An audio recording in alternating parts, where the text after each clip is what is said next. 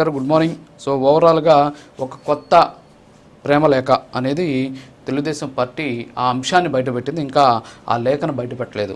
143 కోట్లు ముడుపులు అడిగారు జగన్మోహన్ రెడ్డి గారు అని చెప్పేసి టీడీపీ చేస్తూ ఉన్నటువంటి ఆరోపణ. దానికి సంబంధించి కూడా చాలా స్ట్రాంగ్గా దాని మీద విమర్శలు కూడా చేస్తూ ఉన్నటువంటి పరిస్థితి. ఏదో ఊరికే ఒక లెటర్ వదిలేసి సైలెంట్గా కాకుండా చాలా స్ట్రాంగ్గా చేస్తుంది. నేను నుంచి కూడా నేను అబ్జర్వ్ చేస్తూ ఉన్నాను. ఇంకో పక్క ఇప్పుడే రమేష్ గారు మాట్లాడారు, అసలు జగన్మోహన్ రెడ్డి గారికి అంత అవసరం లేదు, అలాంటి పరిస్థితి లేదు, ఆంధ్రప్రదేశ్ పరువుని చంద్రబాబు నాయుడు సింగపూర్లో తీస్తున్నారు అనేటువంటి అంశాలను కూడా వారు మాట్లాడిన పరిస్థితి. ఏమంటారు సార్? ప్యానెల్లో మీకు ఇందాక జోక్, పార్ట్ ఆఫ్ జోక్ ఒక జోక్ వేశారు రమేష్ అన్న గారు. ఏంటి అంటే, ముడుపులు తీసుకోవాల్సిన అవసరం జగన్మోహన్ రెడ్డి గారికి లేదు అని.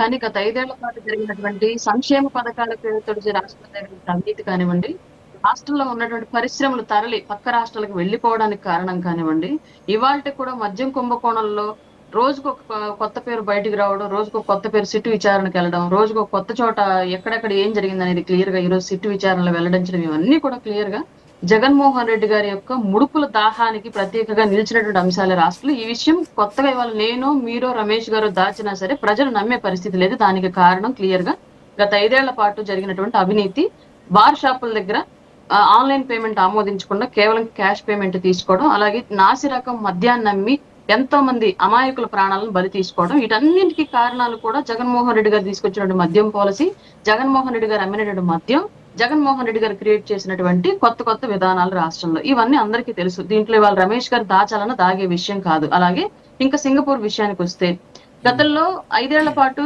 ఎప్పుడు కూడా గవర్నమెంట్ దేశం దాటి పక్క కంట్రీస్ కి వెళ్ళి ఒక్కసారి వెళ్ళింది దావోస్ కి, తర్వాత మళ్ళా దావోస్ సమ్మిట్ కి ఎందుకు వెళ్ళలేదు అంటే చలి పడుతుంది వెళ్ళలేమని చెప్పేసి ఒక కారణం అయితే చెప్పాడు అప్పుడే ఐటీ మినిస్టర్ గా ఉన్నటువంటి అమర్నాథ్ గారు. ఈ విషయం కూడా అందరికీ తెలుసు. చిన్నపిల్లలు సైతం అక్కడ నుంచి స్వెటర్లు వేసినటువంటి సిచ్యువేషన్ చూసాం మనం. అంత చలిలో చిన్నపిల్లలు కూడా స్వెటర్ వేసుకొని స్కూల్ కి వెళ్ళి చదువుకుంటూ ఉంటే, ఒక స్టేట్ కి ఐటీ మినిస్టర్ గా ఉన్నటువంటి వ్యక్తి చలికి భయపడి పెట్టుబడులను ఆహ్వానించడానికి ఇతర దేశాల బిజినెస్ సమ్మిట్ కి రానన్నాడు అన్న విషయాన్ని పెద్ద ఎత్తున సోషల్ మీడియా ట్రోలింగ్ జరిగింది. అది అందరికీ తెలుసు. ఎప్పుడు కూడా రాష్ట్రంలో ఎలా దోచుకోవాలి, లేదంటే ప్రజల్ని సంక్షేమ పథకాలతో ఎలా మభ్య పెట్టాలి, ఇవే ఇంకా జీవితకాలం మీరు బ్రతకాల్సిన అంశాలు, ప్రభుత్వాల నుంచి మీరు ఆశించాల్సిన అంశాలు. వైసీపీ ప్రభుత్వంగా ఉన్న మేము ఇచ్చేటువంటి విషయాలను కూడా ప్రజలను నమ్మించే ప్రయత్నం చేశారు తప్ప, నెక్స్ట్ లెవెల్ కి ఆలోచించి రాష్ట్రానికి రావాల్సిన నిధులు ఎట్లా తీసుకురావాలి, రాష్ట్రంలో అభివృద్ధి ఎలా తీసుకెళ్లాలి, అలాగే వేలాది మంది యువత ప్రతి సంవత్సరం పట్టభద్రులుగా యూనివర్సిటీల నుంచి బయటకు వస్తున్నారు. వీళ్ళందరికీ ఉద్యోగాలు ఎలా కల్పన చేయాలి, వాళ్ళ చదువుకు తగ్గట్లుగా ఉద్యోగాలను రాష్ట్రాలు ఎలా క్రియేట్ చేయాలి, అలాగే ఇతర దేశాల నుంచి ఇక్కడ పెట్టుబడులను ఆహ్వానించి కానీ ఇక్కడికి పరిశ్రమలను తీసుకొచ్చి దాంట్లో ఎలా వీళ్ళకి ఉపాధి కల్పన చేయాలనే అంశం మీద గత 5 ఏళ్ల పాటు వైసీపీ పార్టీ ప్రభుత్వంగా ఉన్నప్పుడు ఆలోచించినటువంటి దాఖలాలు అయితే ఎక్కడా లేవు సార్. ఇది క్లియర్. అలాగే వచ్చినటువంటి కంపెనీలను కూడా అమర్ రాజా లాంటిది, లేదంటే కియా ఎలక్ట్రిక్ పార్టుల మ్యానుఫ్యాక్చరింగ్ కంపెనీ కానివ్వండి, లేదంటే తోళ్ల పరిశ్రమకు సంబంధించి కానివ్వండి, లేదంటే ఇక్కడ మా డిస్ట్రిక్ట్ లో కల్ప గుజ్జు పరిశ్రమకు సంబంధించి కానివ్వండి, ఇలా కొన్ని చాలా ఫ్యాక్టరీస్ వైసీపీ హయాంలో కేవలం ముడుపుల ఒత్తిడి తట్టుకోలేక వెళ్ళిపోయినటువంటి విషయం అందరికీ తెలుసు. అది ఏకంగా గల్లా జయదేవ్ గారు అయితే ఓపెన్ గానే చెప్పినటువంటి సందర్భం మనం చూసాము. కియా సంబంధించినటువంటి యాజమాన్యం కూడా ఓపెన్ గా సంబంధించి చెప్పినటువంటి విషయం కూడా మనం చూసాం. అవి ఇప్పటికి కూడా రికార్డెడ్ గా మీరు గూగుల్లో సెర్చ్ చేస్తే ఇప్పటికి కూడా దొరుకుతాయి.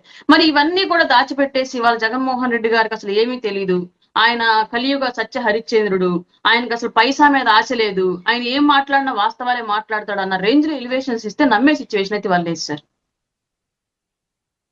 ఓకే.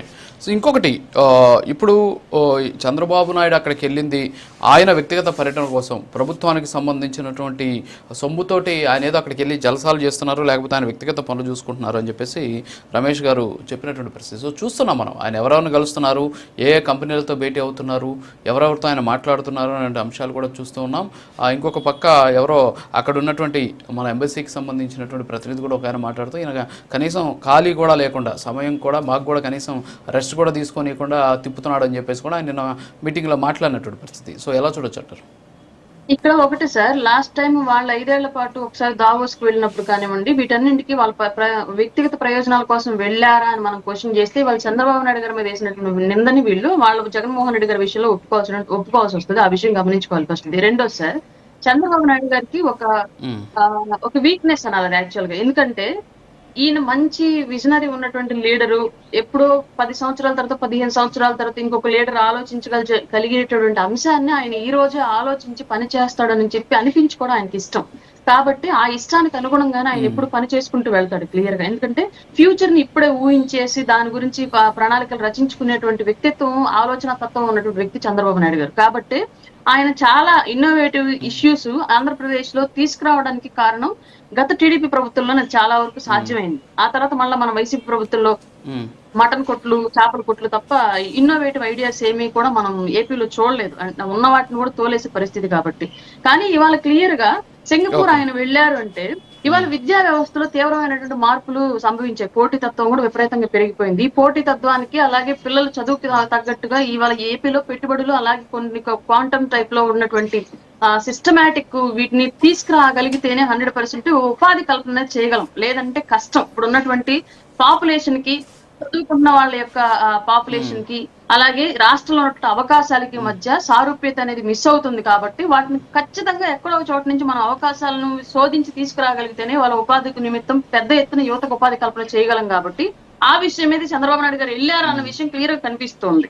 అలాగే గతంలో మీరు ఇందాక ఒక మాట అన్నారు, ఆయన ప్రతిదీ కనిపిస్తున్నది. కానీ జగన్మోహన్ రెడ్డి గారు ఒకసారి వాళ్ళ పిల్లల యొక్క పట్టభద్రులైనటువంటి ఒక అకేషన్ కి వెళ్ళాలి అని చెప్పేసి హైకోర్టు నుంచి పర్మిషన్ తీసుకుని వెళ్ళి ఎక్కడ కూడా జగన్మోహన్ రెడ్డి గారు వాళ్ళ పిల్లలను కలిసినట్టు దాఖలాలు కనిపించాల. పైగా పెట్టిందేమో లండన్ కి పర్మిషన్, కానీ కనెక్టివిటీ ఫ్లైట్ ద్వారా మధ్యలో ఎక్కడెక్కడో ఆగి వెళ్ళారు ఆయన. ఆ విషయం మనందరికీ తెలుసు. అప్పుడు పెద్ద ఎత్తున జరిగింది. ఏదో ముడుపులు ఇక్కడ నుంచి తీసుకెళ్లి దాచుకోవడానికి అలాగే వాటికి సంబంధించిన లావాదేవీల కోసం వెళ్ళారు అని చెప్పేసి. అందుకే ఆయన ఎక్కడున్నారు, ఏం చేస్తున్నారు అనేది కూడా ఎట్లాంటి మీడియా సమాచారం కూడా బయటకు రాలేదని చెప్పేసి అప్పట్లో వైరల్ నడిచింది ఆ న్యూస్. కానీ ఇవాళ అలా లేదు. చంద్రబాబు నాయుడు గారు ఇక్కడి నుంచి ఎక్కడికి వెళ్ళారు, ఎవరిని కలుస్తున్నారు, ఏం మాట్లాడుతున్నారు, ప్రతిదీ కూడా మీడియాకు సమాచారం ఎప్పటికప్పుడు వస్తుంది. విదేశీ మీడియా ద్వారా వస్తుంది, అలాగే దేశీయ మీడియాలో కూడా ప్రచారం జరుగుతుంది. బట్ అట్లా గతంలో జరగల. కాబట్టి వాళ్ళు ఏదైతే అప్పుడు చేశారో జగన్మోహన్ రెడ్డి గారి హయాంలో అది ఇవాళ టీడీపీకి లేదంటే కూటమికి అలాగే చంద్రబాబు నాయుడు గారికి ఆపాదించి మాట్లాడేటువంటి ప్రయత్నాలు అయితే వైసీపీ చేస్తోంది. ఓకే అయ్యా. విజయ్ కార్తిక్ గారు, కట్టా కార్తిక్ గారు ఇందాక మీరు మాట్లాడుతూ చెప్పారనమాట, ఈ సుర్బానా జురాంగ్తో ఆయన ఏపీలో గృహ నిర్మాణం మౌలిక వసతుల కల్పనకు సంబంధించినటువంటి ఒక సమావేశం జరిగింది. ఆ సంస్థ కూడా వచ్చేటటువంటి ఛాన్సెస్ ఉన్నాయి. ప్రోగ్రామ్ మేనేజ్మెంట్ కన్సల్టెంట్గా, అంటే అమరావతిలో ప్రోగ్రామ్ మేనేజ్మెంట్ కన్సల్టెంట్గా అది పనిచేసేటటువంటి ఛాన్సెస్ ఉంది. ఆ సంస్థ ప్రతినిధులు కూడా అంగీకరించారని చెప్పేసి